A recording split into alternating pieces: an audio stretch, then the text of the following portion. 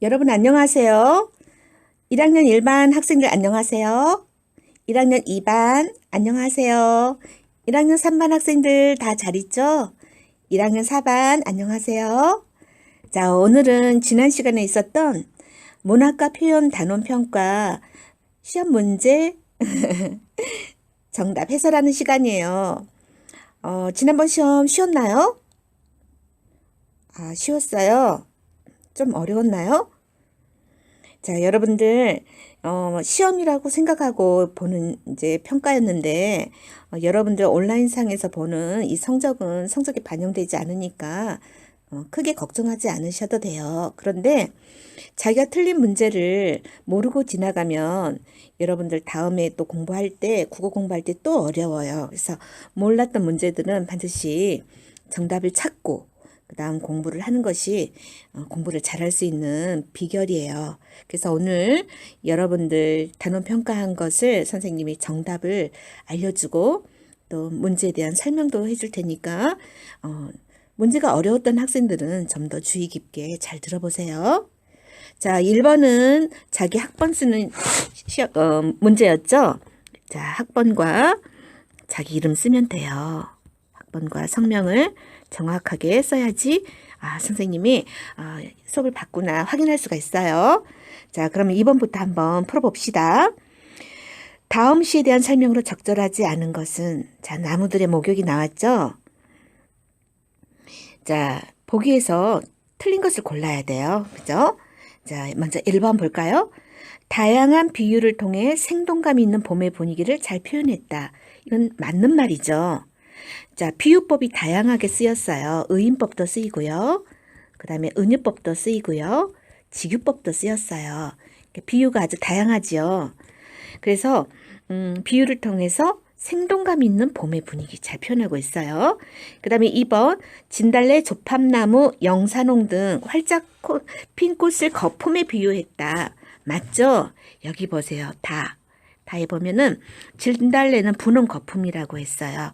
은유법으로. 조팝나무는 하얀 거품. 그 다음에 영산홍은 빨갛게 피는 철쭉이잖아요. 그래서 빨강 거품이라고 비유했어요. 은유법. 자, 그래서 2번은 맞는 말이고, 그 다음에 3번. 나무들이 꽃을 피우는 것은 새로운 생명을 맞이하기 위한 소중한 일이다. 이것도 맞는 말이죠. 이게 이 시의 주제예요. 3번. 이 시 주제를 아주 정확하게 말하고 있어요. 그 다음에 4번 볼까요? 봄 햇살을 받으며 꽃을 피우는 나무들의 모습을 샤워하고 있다고 표현했다. 맞죠? 산에 봄에 피어나는 그 나무들, 꽃을 피우는 나무들, 그 모습이 이렇게 분홍 거품, 하얀 거품, 빨간 거품을 연상하면서 목욕하고 있다고 표현했어요. 그래서 4번도 맞고요. 자, 그 다음에 5번. 사람들이 봄꽃처럼 색색의 옷을 입고 거리에서 북적거리는 모습을 잘 표현한다. 이거 아니죠. 나무들이 사람들이 아니고. 그래서 5번이 틀렸네요. 그 다음에 3번 볼까요? 2번의 시에서 밑줄 친 기역부터 리을 중 비유의 종류가 같은 것끼리 짝지어진 것은 자, 밑줄 친 기역 볼까요? 나무들이 샤워하고 있다. 자, 샤워는 나무들 못해요. 사람만이 하죠. 의인법. 사람이 아닌 것을 사람인 것처럼 비유했으니까요. 니은 진달래는 분홍 거품이 이건 은유법이라고 했죠. 진달래꽃을 분홍 거품이란 보조관념에 빗대어 표현했죠. 표현할 때 어떻게 표현했어요? A는 B다 라는 형식으로 매개 없이 연결어 없이 간접적으로 비유하고 있어요. 그래서 은유법. 그 다음에 디귿 씨앗 마중하려고 부지런히 목욕 중이야. 나무들이 목욕할 수 있나요? 이것도 의인법이죠. 그 다음에 릴 온 산이 공중 목욕탕처럼 온 산을 공중 목욕탕에 비유했거든요. 그런데 뭐뭐처럼이라는 연결어를 사용해서 직접 비유하는 것을 직유라고 하지요. 자, 그러면 공통된 비유법은 기억하고 디귿이에요. 2번에 있네요. 자, 2번. 의인법, 의인법. 같은 비유법이 짝지어진 것은 기역과 디귿. 자, 그 다음에 4번 볼까요? 자, 나무들의 목욕이란 시에서 가부터 마중, 다음과 가장 관계 깊은 내용은 어느 부분이냐. 자, 여기 가나, 다라, 막 이렇게 연의 구분이 돼 있죠? 자, 이 설명문 읽어보면 우리는 꽃이 지는 것을 아쉬워하지만 꽃이 지는 것은 수정이 끝났음을 알리는 신호다. 수정이라는 것은 여기서 꽃이 암술과 수술이 만나서 씨앗을 품을 수 있게 되었다. 암수 세포가 합쳐졌다. 그런 의미예요. 암수의 세포가 합쳐졌다. 씨앗이 생긴다는 거죠. 자, 눈치가 빠른 학생은 어느 연하고 같아요, 지금? 그렇죠, 라죠. 깨끗이 씻은 자리, 씨앗 마중하려고. 나무들이 목욕을 하는 이유는 씨앗 마중하려고. 새로운 생명을 맞이하려고. 그래서 답은 라, 4번이죠. 잘했어요. 자, 그러면 다음 번호로 넘어가 볼까요? 5번. 자, 5번은 나무들의 목욕이라는 시와 보기에 광고를 비교한 내용으로 적절하지 않은 것은, 자, 이런 광고를 공익광고라고 해요. 공익광고. 공공의 이익을 목적으로 만드는 광고죠. 자, 비교한 내용으로 적절하지 않은 것을 골라볼까요? 자, 이 광고에는 뭐라고 되어 있냐면 마스크로 안 아픈 예방접종을 하세요. 자, 지금 이거 모양이 마스크를 주사기 모양으로 이렇게 만들어 놨어요. 여기가 줄이죠. 마스크가 뭐라고요? 안 아픈 예방접종. 아프지 않은 예방접종이다. 은유법이죠. 자, 그래서 지금 이 광고에도 은유법이라는 게 쓰이고 있다는 것을 우리가 찾아볼 수 있어요. 그러면 한번 문제를 풀어볼까요? 적절하지 않은 것은, 잘못된 설명은 1번, 2번의 시와 보기는 모두 장면이 생생하게 떠오른다. 맞죠? 비유를 사용해서 장면을 생생하게 표현하고 있다. 또 2번의 시와 보기는 모두 주제를 인상 깊게 전달하고 있다. 자, 비유법의 효과죠. 생생하게 전달한다, 표현한다, 인상 깊게 전달한다. 3번, 2번의 시와 보기는 모두 표현하려는 대상을 그와 비슷한 다른 대상에 빗대어 표현했다. 자, 이것도 비유죠. 4번, 2번의 시는 원관념과 보조관념이 모두 나타나 있는데 보기는 원관념 없이 보조관념만으로 표현하고 있다. 자, 4번 틀렸죠. 자, 원관념은 뭐예요? 안 아픈 예방접종. 안 아픈 예방접종. 여기까지만 쓸게요. 예방접종이라면 다 쓸까요? 이게 원래 나타내고 싶은데 그것을 어디다가 보조관념 어디에 빗댔어요? 마스크. 마스크는 안 아픈 예방접종이다. 그래서 원관념도 나타나 있고 보조관념도 여기 나타나 있어요. 그래서 4번이 틀렸어요. 그 다음에 5번. 2번의 시와 달리 보기는 주사기 모양으로 펼쳐놓은 마스크 사진을 제시해서 주제를 효과적으로 표현하고 있다. 맞죠? 자, 나무들의 목욕에는 이제 사진이 없어요. 그런데 지금 이 보기의 광고는 사진이 있어요. 주사기 모양으로 마스크를 만들어 놔서 더 효과적으로 마스크는 아프지 않은 예방접종이라는 걸 더 잘 표현하고 있는 거예요. 그 다음에 6번 한번 볼까요? 다음 시조에서 가에 대한 설명으로 적절하지 않은 것은, 자, 다음 시조는 윤선도의 오후가죠. 조선시대 때 불려졌던 시조 오후가. 자, 먼저 가를 읽어볼까요? 내 벗이 몇이나 하니 수석과 송죽이라 동산에 달 오르니 그 더욱 반갑고야. 두어라 이 5바퀴에 또 더하여 무엇하리. 자, 시의 화자는 자기 벗을 사람이 아닌 수, 물, 석, 바위, 송, 소나무, 죽, 대나무, 그 다음에 밤에 떠오르는 동산에 떠오르는 달, 사물을 벗이라고 했어요. 자, 그러면 가에 대한 설명을 적절하지 않은 것을 골라볼까요? 자, 사물에 인격 부여하고 있다. 맞죠? 지금 사물을 친구라 했으니까 인격을 부여한 거예요. 내 친구는 사람이어야 되는데 사물이 내 친구라고 했으니까 이 사물에는 인격이 부여되어 있다. 이렇게 볼 수 있어요. 그 다음에 2번, 문장의 어순을 바꿔서 표현의 변화를 주고 있다. 자, 2번은 도치법이라는 건데 예를 들자면 문장의 순서를 일부러 바꿔요. 서술어를 먼저 오게 해요. 그러니까 예를 들자면 보라, 보아라. 이건 서술어죠. 맨 나중에 와야 돼요. 보라, 이 꽃을 이렇게 할까요? 이 꽃을. 자, 이 꽃보다 보라는 뒤에 와야 되는데 일부러 위치를 바꾸면서 변화를 주고 있는 그런 표현법을 도치법이라고 하는데 지금 오후가에는 쓰이지 않았네요.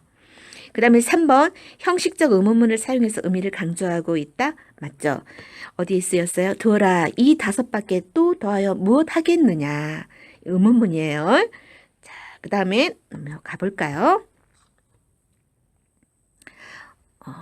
4번 사음보를 규칙적으로 반복한 외형률이 나타난다. 맞죠? 자, 시조는 한 장을 읽을 때 4번 쉬어요. 이것을 사음보라고 하죠. 이 사음보율이 규칙적으로 반복되는 시가 시조예요. 자, 5번 자연물을 벗으로 여기는 자연 친화적인 태도가 나타난다. 자, 자연물을 친구라고 했죠. 이것은 인간과 자연이 친하다라는 거예요. 그래서 인간과 자연이 매우 친밀하다. 이것을 자연 친화적인 태도라고 말해요. 그래서 5번도 맞아요. 자, 그 다음 7번 볼까요? 6번 시조의 나에서 솔과 유사한 상징적 의미를 지닌 시어는 자, 6번 시조의 나를 보면 다시 한번 돌아가 봐요. 나를 보면은 자, 오후가의 4번째 수인데 더우면 꽃피고 추우면 잎이 지거늘 소라 너는 어찌하여 눈서리를 모르느냐 모르는다 이거는 모르느냐 솔은 소나무를 말하거든요. 자, 눈서리가 내려도 소나무는 푸른 것을 유지하죠. 그래서 변하지 않는 마음 절개와 지조를 지금 소나무는 상징해요. 겨울이 돼도 푸르름을 유지하는 거. 그래서 소나무는 변하지 않는 마음 절개와 지조를 상징한다. 그러면 보기시에서 솔과 유사한 상징적 의미를 가진 시어는 무엇이냐? 보기를 읽어봐야 되겠죠. 국화야, 너는 어이 3월 동풍 다 지내고 3월 동풍은 따뜻한 봄바람을 말해요. 따뜻한 그 봄이라는 계절을 다 지내고 낙목 한천에 낙목 한천이라는 것은 낙엽이 다 떨어진 나무, 추운 하늘, 이렇게 추운 가을날을 여기서는 말해요. 원래는 낙목 한천은 추운 겨울을 뜻하거든요. 근데 국화는 가을에 피잖아요. 가을도 겨울에 가까워지면 굉장히 춥죠. 그래서 여기서는 추운 가을날이다.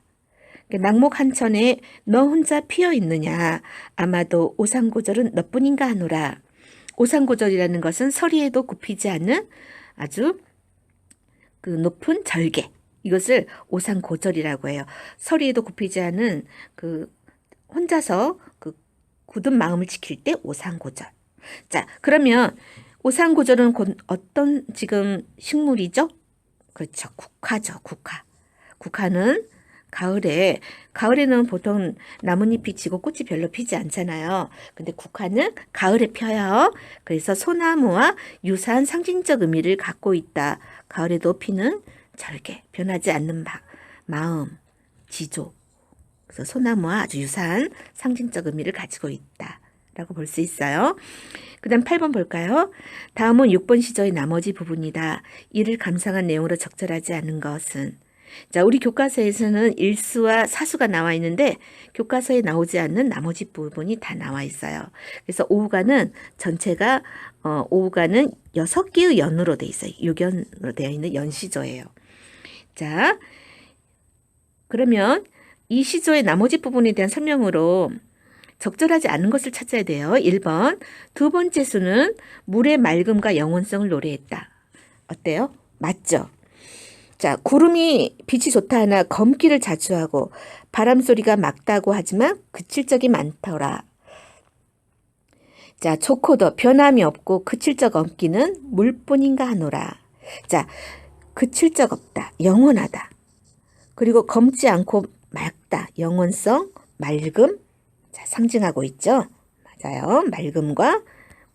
맑음과 영원성. 자, 그 다음에 제3수는 바위와 꽃, 풀을 대비해서 그 의미를 강조하고 있다. 맞아요? 자, 꽃은 무슨 일로 피면서 쉬이지고 풀은 어찌하여 푸르는 듯 누르나니.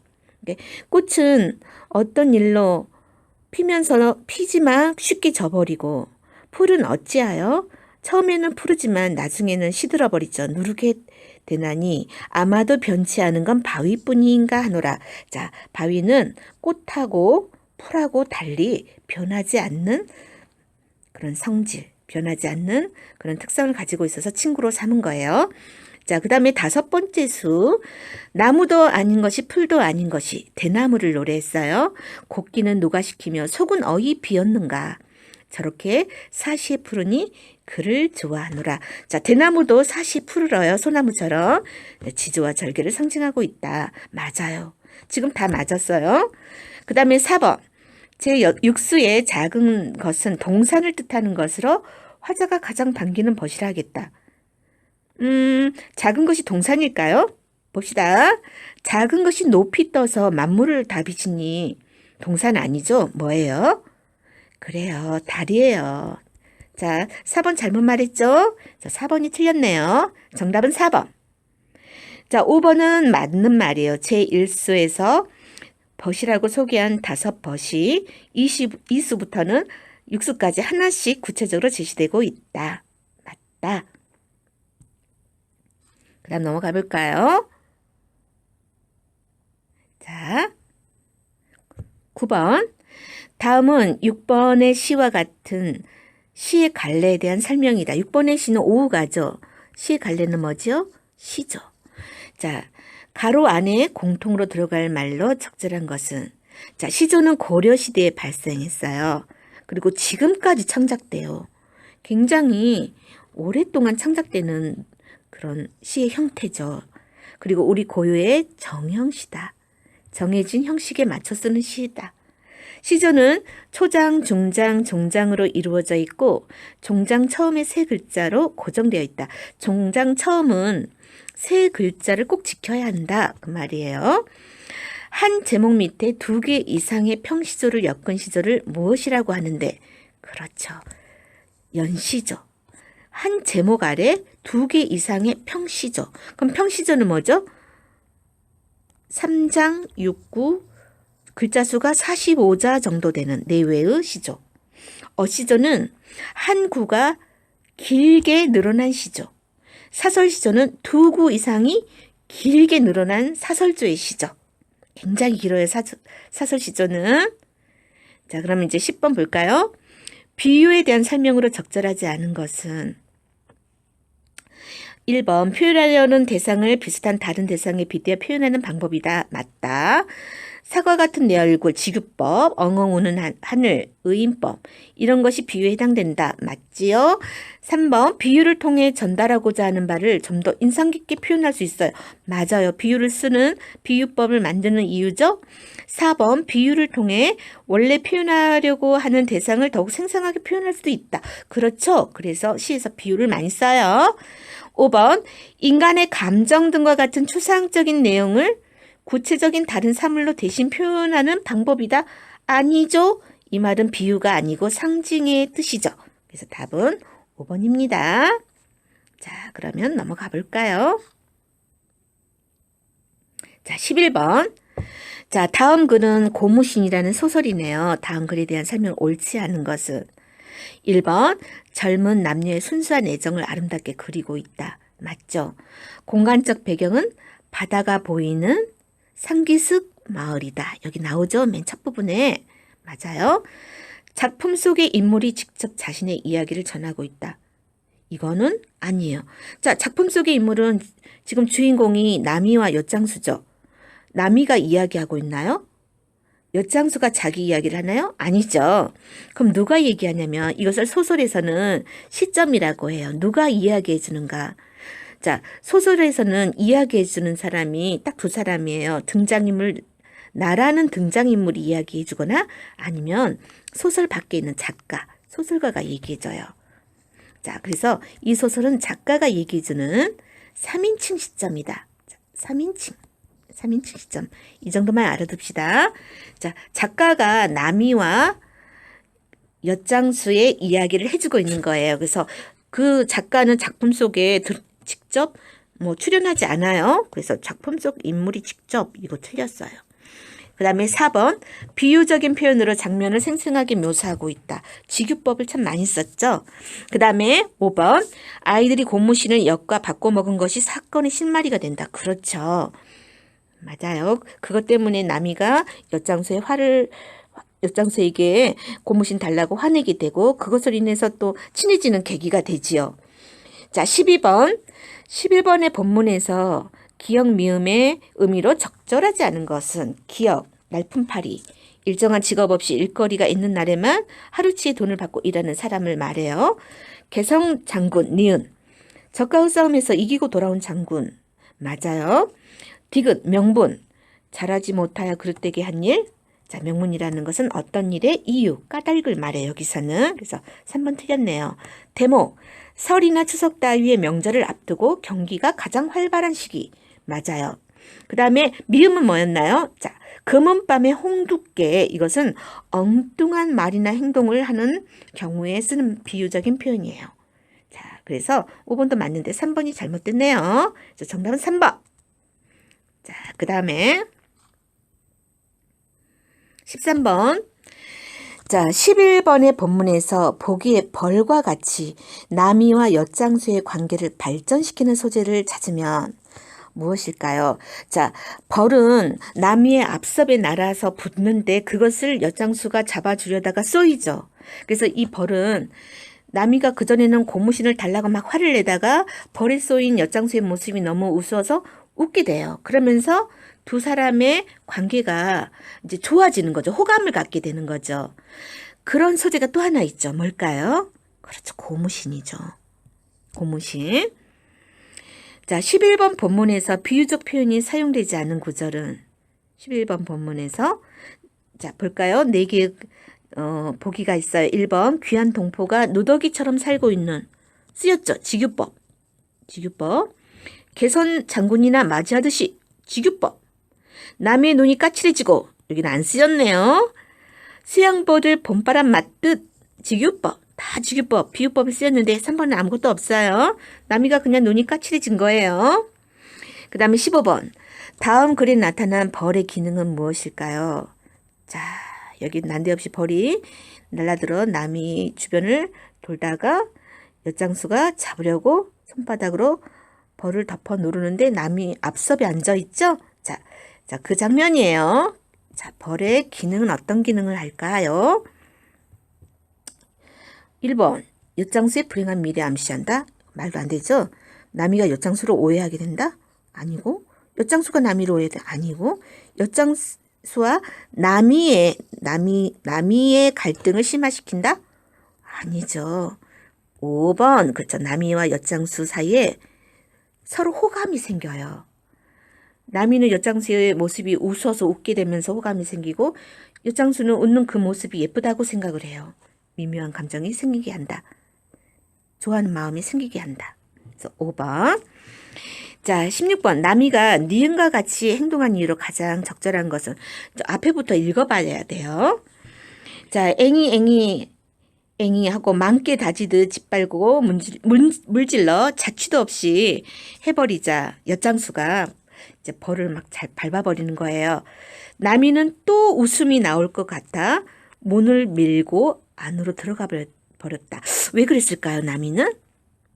1번, 영희와 윤희를 돌봐야 해서인가요? 아니죠. 2번, 엿장수와 마음이 통했음을 확인해서 지금 아직 마음이 통하는 그런 단계가 아니에요.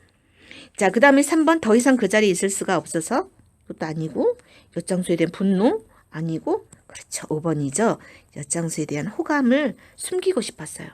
갑자기 엿장수가 웃기고 좀 호감이 가요. 근데 그걸 숨기고 싶어서 얼른 들어가 버리죠. 자, 17번, 16번의 본문에서 16번의 본문 이걸 말해요. 여기 16번의 본문에서 엿장수의 남에 대한 애정이 드러난 구절을 딱 찾아보자. 찾으면 그렇죠. 3번. 남이의 송곳니가 무척 예뻐 보였다. 처음에는 좀 당황했죠. 남이가 막 고무신 달라고 따지니까.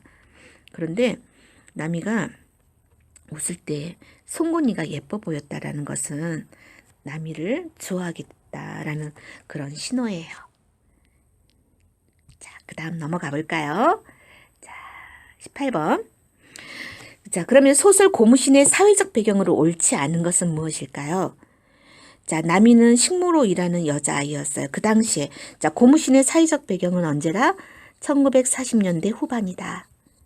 이때 소설가가 이 소설을 쓰니까 그 시대를 담고 있다고 봐야 되겠죠. 1940년대 후반이라는 것은 우리가 일제강점기 굉장히 좀 치욕스러운 역사가 있었죠. 그것으로부터 벗어나서 얼마 안 된 그런 시기인데 일본의 약탈과 그런 그 괴롭힘으로 인해서 우리나라 사람은 굉장히 가난했다고 했어요. 다 수탈해 가고 약탈해 갔죠. 자, 그래서 굉장히 가난했던 사회적 배경을 떠올리면서 풀어봐야 돼요. 그 당시에는 식모로 일하는 다른 집에 가서 식모로 일하는 식모라는 것은 요즘에 가사 도우미 그런 아이들이 있었어요. 자, 그 다음에 2번 남녀 간의 자유연애가 일반적이지 않았다. 자, 나중에 남이 아버지가 남이를 결혼시키겠다고 자기 마음속으로 정하고 남이를 데려가 버리잖아요. 자, 이전에는 1940년대 후반만 해도 자녀의 결혼을 아버지가 결정했어요. 그래서 자유연애를 할 수 없었어요. 자, 2번도 맞고 3번 오늘날보다 결혼하는 시기가 빨랐다. 자, 나미는 18살밖에 안 됐는데 나미의 아버지는 지금 결혼할 나이가 꽉 찼다라고 생각을 해요. 예전에는 18살 전에 결혼했다라는 거죠. 결혼한 시기가 빨랐어요. 자, 그 다음에 4번 아버지가 자녀의 결혼을 결정하는 일이 많았다. 자, 남이 아버지가 그러잖아요. 그래서 데려가 버리죠. 그 다음 5번 개인의 개성을 존중하는 개방적인 사회였다. 자, 이건 아니죠. 완전 지금은 그렇지만 예전에는 그렇지 않았어요. 그 다음에 19번 소설 고무신에서 이별의 안타까움을 고조시킨다라는 건 더 안타깝게 만든다. 더 높인다. 이별의 안타까움을 고조시키는 요소가 아닌 것은 자, 나미는 떠나는 날 이별의 순간까지 영희와 윤희를 챙겨요. 엿장수 소리를 듣고 엿을 사주죠. 그 다음에 2번 서로 엇갈려 만나지 못하는 나미와 엿장수? 만났어요. 여러분 저기 엿을 사주러 나가죠. 물론 서로 마음을 고백하지는 못했지만 얼굴을 봅니다. 2번이 아니네요. 3번 이별이 아쉬워 떠나는 날도 나미는 평상시처럼 일을 하려고 해요. 그 다음에 4번 나미가 떠나는 모습을 울음고개에서 바라봐요. 엿장수는 나미가 떠나는 줄도 몰라요. 정말 안타깝죠. 그 다음에 5번 자 이별의 순간에 엿장수가 오자 영희와 윤희에게 엿을 사주기 위해서 나가면서 그 순간에 자기가 떠난다는 사실을 알리지 못하죠. 그런 나미의 모습 더 이별이 더 슬프게 느껴지죠. 2번은 아니에요. 서로 떠나는 순간에 엇갈려서 못 만난 건 아니고 얼굴은 마주치죠. 근데 떠난다는 말을 나미가 하지 못해요. 자, 그 다음에 20번 마지막 문제네요. 밑줄 친 기억의 이유로 적절한 것은 나미의 눈에는 순간 어두운 그림자가 지나갔다. 자, 이게 떠나는 날이에요. 자, 왜 그랬을까요? 엿장수가 오자 나미는 재빨리 윤희와 영희를 데리고 엿장수를 보러 나가죠. 그리고 두 사람은 마주치는데 나미의 눈에는 어두운 그림자가 지나갔어. 그것은 몇 번일까요? 그렇죠. 엿장수와 이별해야 하는 것이 슬퍼서 1번이죠. 자, 그 다음에 그렇죠. 21번이 마지막 문제네요. 이 소설에서 고무신이 갖는 의미는 자, 엿장수와의 사랑, 추억, 이별 상징한다고 했죠. 그리고 고무신은 윤희와 영희가 엿과 바꿔먹는 바람에 두 사람을 연결해주는 매개체도 돼요. 그래서 아닌 것은 5번이죠. 나미와 영희, 윤희를 멀어지게 한 소재는 아니죠. 그렇죠? 그래서 정답은 5번. 자, 우리가 이렇게 정답풀이까지 했네요. 선생님 설명을 들으면 자기가 틀린 문제가 좀 더 쉬워질 거예요. 여러분 이렇게 선생님이 단원평가라고 해서 이렇게 시험 형식으로 여러분들한테 제시한 문제들을 꼭 풀어봐야 돼요. 어려워도 풀어보고 그 다음 시간에 선생님이 정답 해설해 주니까 그거 잘 들으면은 이해가 될 거예요. 자, 선생님의 설명을 듣고도 이해가 안 된다. 그러면 어떻게 하죠? 그렇죠. 등교하는 날 선생님한테 와서 또 질문하면 선생님이 또 가르쳐줘요. 자, 그러면 오늘 수업은 이것으로 마칠게요. 자, 여러분 안녕.